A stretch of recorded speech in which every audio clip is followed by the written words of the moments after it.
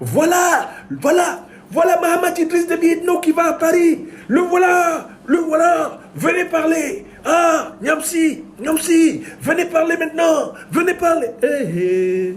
Allons-y sérieusement, je vais parler de ça. Mais ne pleurez pas après. Commençons par une analyse rigoureuse. Les relations diplomatiques entre la France et le Tchad, à ma connaissance, n'ont pas été rompues. La France n'a pas mis fin à ses relations diplomatiques avec le Tchad. Et le Tchad n'a pas mis fin à ses relations diplomatiques avec la France. Il s'ensuit qu'une visite du président français au Tchad ou du président tchadien en France est un fait diplomatique banal. Écrivez d'abord ça.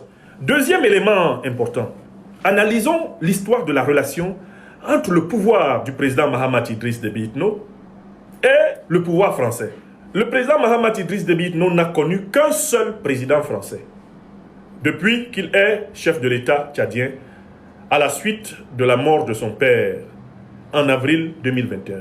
Ce président français s'appelle Emmanuel Macron. Or, la relation entre les deux hommes d'État, tchadien et français, c'est une relation qui s'est construite en 3 phases. Écoutez bien les 3 phases de cette relation. Et vous allez comprendre ce qui se passe maintenant en 2026. La première phase de la relation entre Mahamat Idriss Déby Itno et Emmanuel Macron, je l'appelle la lune de miel. C'est la période qui va de 2021 jusqu'à 2022-2023. Pourquoi? Parce que Emmanuel Macron se précipite. Après l'assassinat du maréchal Idriss Déby Itno, Emmanuel Macron se précipite pour entériner la succession monarchique France-africaine à la tête du Tchad. Donc quand Emmanuel Macron, président français, se précipite en N'Djamena et soutient Mahamat Idriss Déby Itno pour succéder à son père, c'est en échange d'une allégeance plus forte de Mahamat Idriss Déby Itno à la France. Et le jeune général d'alors, il n'était pas encore maréchal, Mahamat Idriss Déby Itno va jouer le jeu.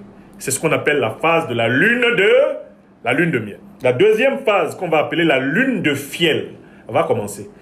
Lorsqu'on approche l'élection présidentielle au Tchad, et que pour s'assurer de l'allégeance complète de Mahamat Idriss Déby Itno, Paris se met à soutenir plus ou moins ouvertement son principal opposant, à savoir Masra Succès.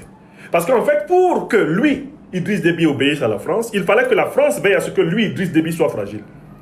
C'est ce médicament-là que les néocolonialistes français ont commencé à appliquer au président Mahamat Idriss Déby Itno. Et lui, il n'a pas aimé ça.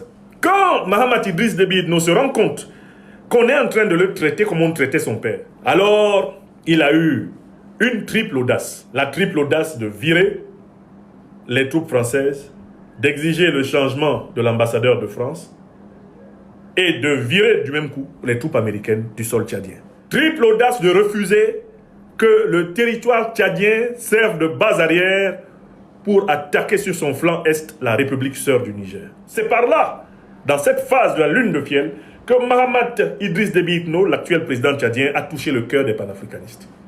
Incontestablement, dans le cadre de la lune de fiel, les décisions qui ont été prises par le président Mahamat Idriss Déby Itno étaient bonnes. Bonnes pour le peuple tchadien, bonnes pour le peuple africain. Maintenant, on entre dans la phase 3.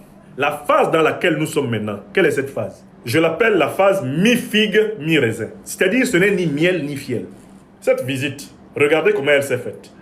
D'abord, elle s'est faite sans le faste habituel qui accompagne l'accueil des présidents tchadiens à Paris. La solennité du protocole était minimale. Alors la question, on peut imaginer, mais pourquoi est-il venu? Pourquoi a-t-il répondu à l'invitation de son homologue français? Mon hypothèse est la suivante. Les deux dirigeants-là ont choisi de se retrouver parce qu'ils sont tous les deux dans un moment de faiblesse. C'est un Macron très affaibli qui invite Mahamat Idriss Déby Itno à venir le voir. Il n'a plus de majorité à l'Assemblée nationale. C'est un président vomi et rejeté, y compris par ses propres camarades de parti.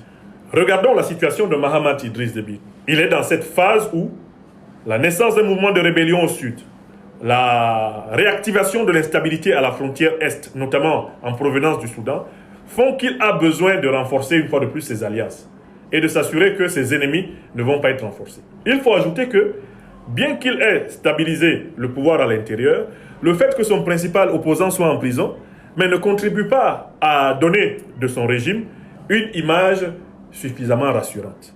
Puisque de fait, la réconciliation nationale tchado-tchadienne est en suspens. Donc, on peut imaginer que dans ces conditions, sachant que Macron lui-même est en état de faiblesse, ils aient envie de se dire la vérité. C'est arrête de me fragiliser, et moi je ne te fragiliserai pas non plus, et on pourra, toi, aller vers la fin de ton mandat, qui finit normalement en 2027, toi Macron, et moi, continuer à faire du mieux que je peux dans mon pays.